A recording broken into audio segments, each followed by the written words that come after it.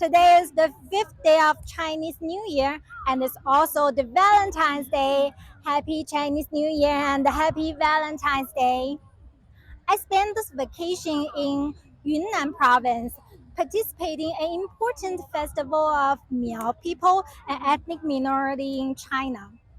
Their celebration activities are centered around a long pole erected in the center of the field. The Miao ethnicity of China has a long history, probably as long as the Han Chinese. Huashanjie, literally translated as Flower Mountain Festival, is part of their rich culture. Originating from the plain, the Miao people were constantly migrating in history, and they eventually settled down in the mountainous area in southwest China. The site of the festival is located at the foot of the mountain. Miao people live in the mountains, and their houses are usually cascading in the hill. As you can see, there are also terraced paddy fields here. And down in the valley, there are also paddy fields, and the pole is erected in the center of the paddy fields.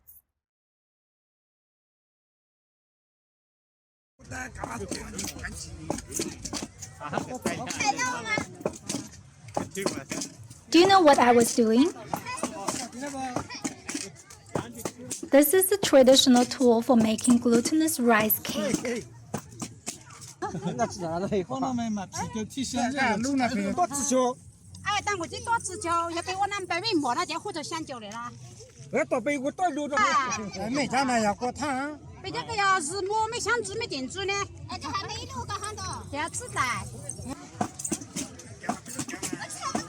Who goes to gym when we can exercise our legs while making food?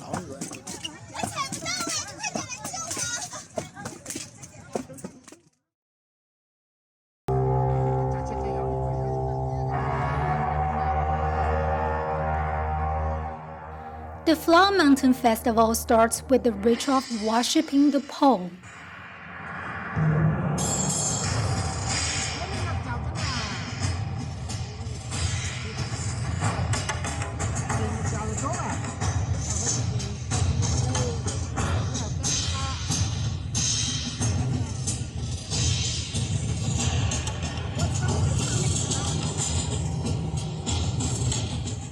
A man dressed up as the tribal leader headed up the parade with a branch, and the parade marched around the pole.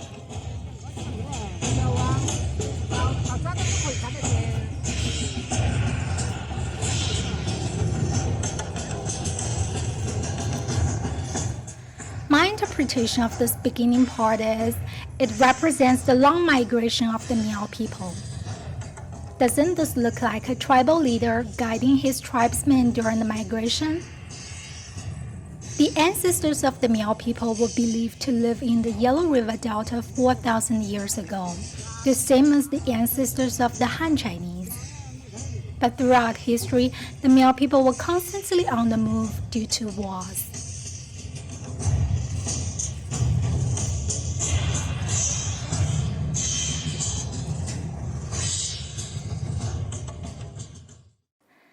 In China, the Miao people are categorized into three major groups by the dialect they speak. Based on their location, the three subgroups are also called Western Miao, Central Miao, and Eastern Miao. The group living in the West call themselves Hmong, and they are the ones who celebrate the Flower Mountain Festival.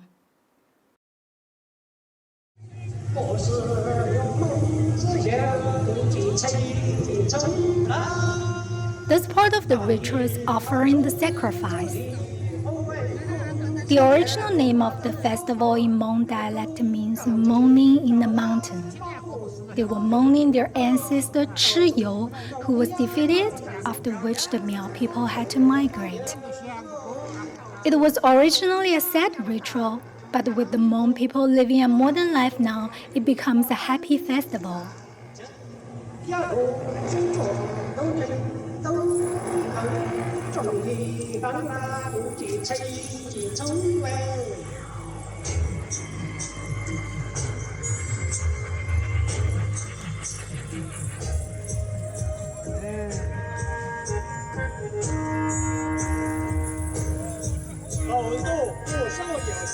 内府中，大悲深深处地内府真，怒了怒树楼张侯道，他们张罗沙江道，侯道强斗内，花府容纳生。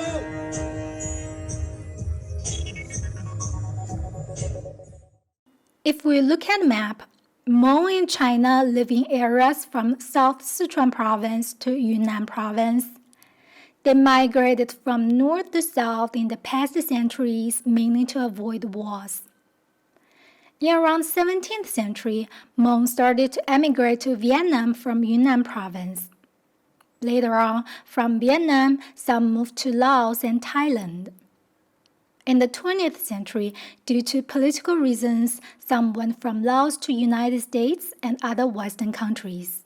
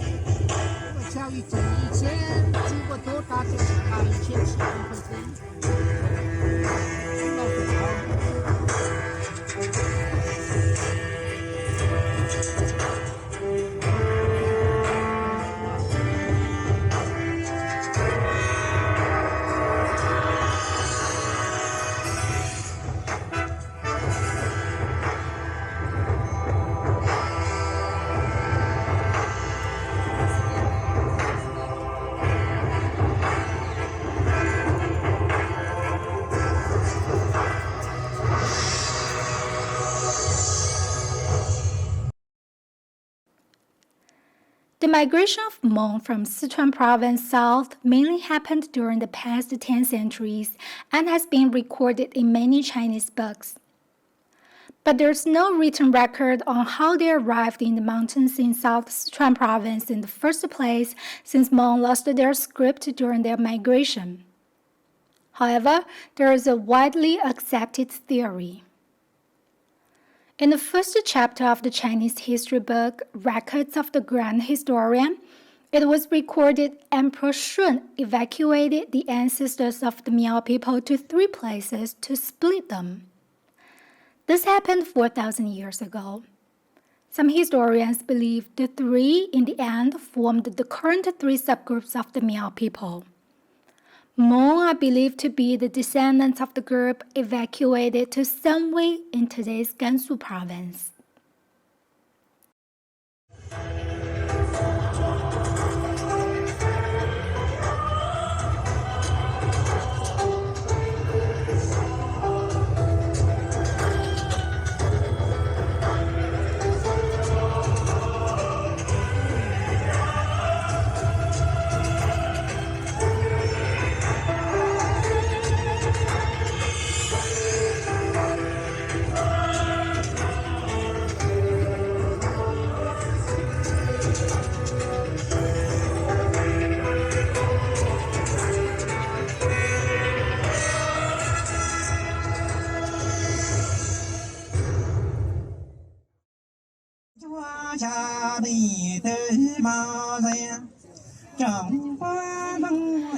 Folk songs in is part of the Mountain Flower Festival.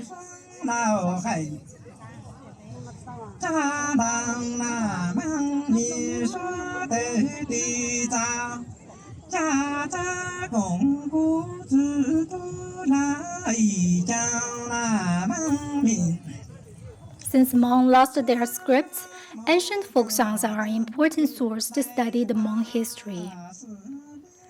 In ancient Hmong folk songs, camel and the yaks are mentioned. That seems weird because both are rare in the areas where Hmong live now. However, camels are quite common in Sanwei, which is near the Gobian Desert area. And yaks live in the Qinghai Tibet Plateau. If Hmong did migrate from Sanwei to South Sichuan Province, they would have passed the edge of the Qinghai Tibet Plateau where they might have seen yaks. Another source to study Hmong history is the scripture that points to the dead, the path returning to their ancestral place. Hmong people read the scripture in the funerals. In several versions of the scripture collected from Yunnan Province, snow mountains are mentioned. I'll translate a few verses for you. You're going to see your ancestor.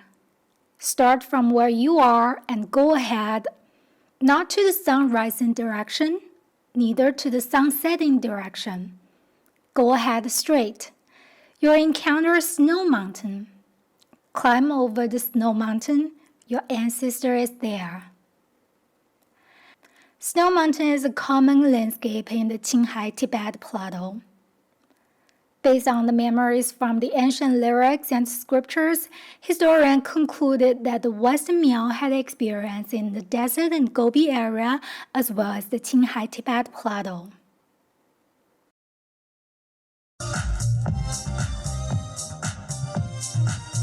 Let's watch a Hmong fashion show during the festival.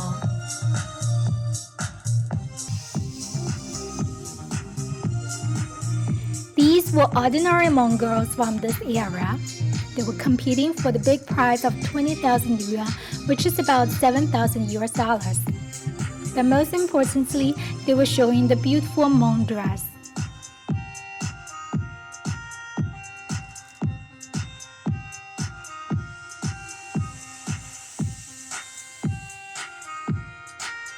Hmong dresses are embroidered with traditional patterns. It's said these patterns recorded the ups and downs of the Hmong history, so they might be another source to study the Hmong history. But the patterns are too abstract for me. The fashion show reinforced my impression that there is no unified Hmong dress. The styles and colors vary a lot. In fact, some Western researchers categorize Hmong people by the colors of their dress, such as white Hmong, blue Hmong, black Hmong, etc. During my trip to Sapa, Vietnam, where Hmong people live, I discovered places named with black Hmong. Obviously, there are lots of subcultures within the Hmong culture, but so far I haven't seen any reasonable or credible categorization. Grouping and categorization is always challenging. In China, the golden rule is the shared origin.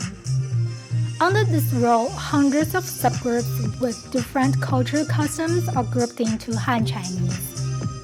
It is also based on the belief that the three subgroups of the Miao people had the same origin, that they were put in the same ethnicity. Another reason for this grouping is this traditional musical instrument. It's called lu shan.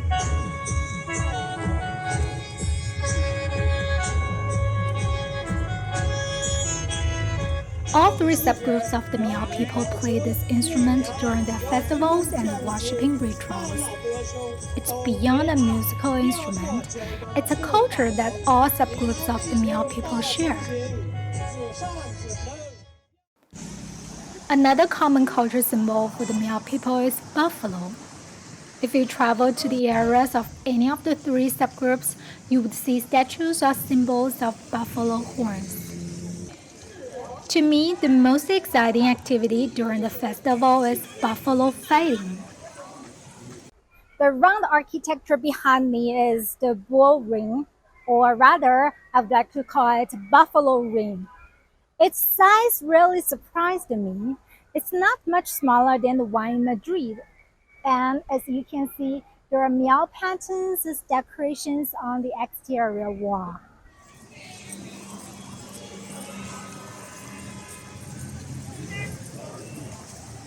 The entrance fee is 50 yuan per person, And as you can see, the buffalo ring is all packed and had a good vibe. Everyone, including the kids, was so excited. Unlike the Spanish bullfighting, the buffalo fighting of the Miao people does not involve slaughtering. It is a fighting between two buffaloes. The one that flinches loses. The winner goes to the next round. Each day during the festival, there is a final winner and its owner wins a big prize.